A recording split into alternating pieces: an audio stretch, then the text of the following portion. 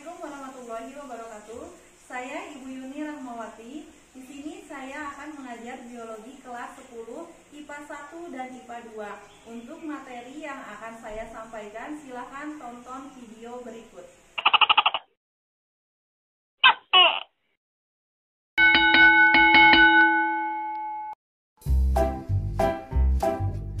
Dalam kehidupan sehari-hari, sebenarnya kita selalu berhubungan dengan hal-hal yang berkaitan dengan biologi.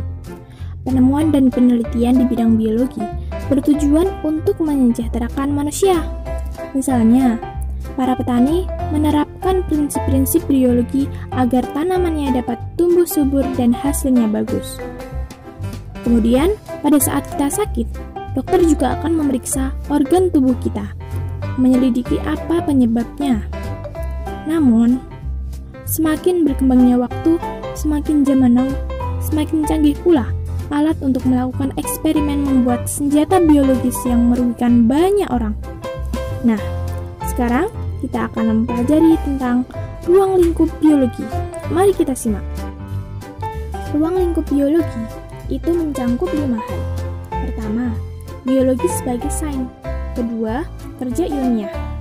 Ketiga, penelitian dan percobaan biologi.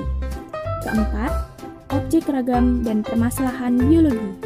Dan yang terakhir, bekerja di laboratorium. Oke, kita akan membahas yang pertama terlebih dahulu. Biologi sebagai sains. Sains itu berasal dari bahasa Latin, yang artinya pengetahuan. Sains juga dibagi menjadi 2 bagian, yaitu ilmu sains alam dan sosial. Ilmu sains alam itu hanya membahas gejala-gejala alam yang dapat diamati. Sedangkan ilmu sains sosial itu tentang masalah-masalah sosial di dalam sebuah masyarakat. Tujuannya untuk mengkaji keteraturan-keteraturan yang terdapat dalam sebuah hubungan manusia. Karakteristik sains atau ciri khas dari sains itu ada 4. Yang pertama itu rasional. Artinya berpikir secara logis dengan menggunakan nalar, bukan sebuah tahayul. Yang kedua, objektif. Sains merupakan kebenaran apa adanya, karena didasarkan atas data-data. Yang ketiga adalah empiris. Sains dapat dibuktikan dengan pengamatan, penelitian, atau eksperimen. Yang keempat, akumulatif. Maksudnya harus didasarkan teori lama yang disempurnakan, ditambah atau diperbarui. Nah, kalian tahu tidak biologi itu apa? Biologi itu merupakan bagian dari sains yang kita bahas tadi. Bios artinya hidup, logos artinya ilmu. Jadi, biologi adalah ilmu yang mempelajari tentang makhluk hidup, baik makroskopis atau mikroskopis. Karena semakin berkembangnya zaman, pengamatan dan eksperimen biologi juga ditinjau dengan penemuan peralatan modern, sehingga objek kajian biologi makin beragam dan banyak. Oleh karena itu, biologi dibagi menjadi beberapa cabang biologi. Cabang biologi saat ini antara lain anatomi, botani, fisiologi, genetika, morfologi, mikrobiologi, dan masih banyak lagi.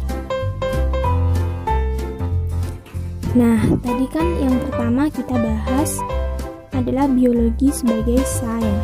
Sekarang yang kedua itu kerja ilmiah. Apa sih kerja ilmiah itu? Kerja ilmiah itu merupakan suatu rangkaian kegiatan yang dilakukan oleh orang yang memiliki sikap ilmiah dengan menggunakan pendekatan keterampilan proses dan melalui langkah-langkah metode ilmiah. Jadi, dapat disimpulkan bahwa kerja ilmiah itu mencangkup 1. Sikap ilmiah, 2. Pendekatan keterampilan, 3. Metode ilmiah. Mari kita bahas satu persatu.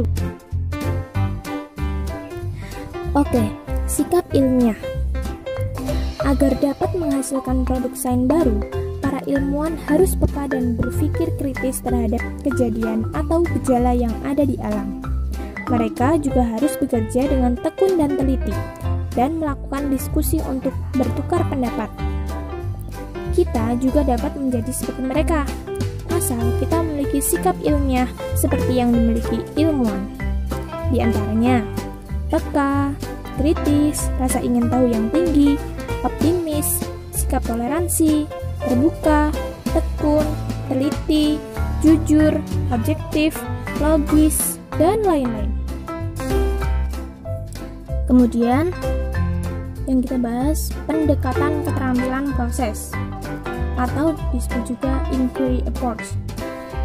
Itu merupakan suatu cara yang diterapkan pada siswa agar dapat menemukan sendiri fakta dan konsep ilmiah dengan melibatkan secara maksimal seluruh kemampuan.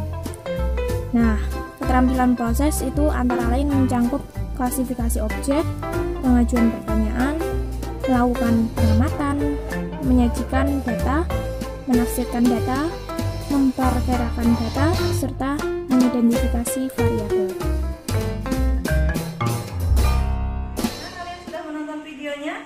Jika kalian belum paham, silahkan komentar di kolom komentar. Demikian pembelajaran hari ini. Wassalamualaikum warahmatullahi wabarakatuh.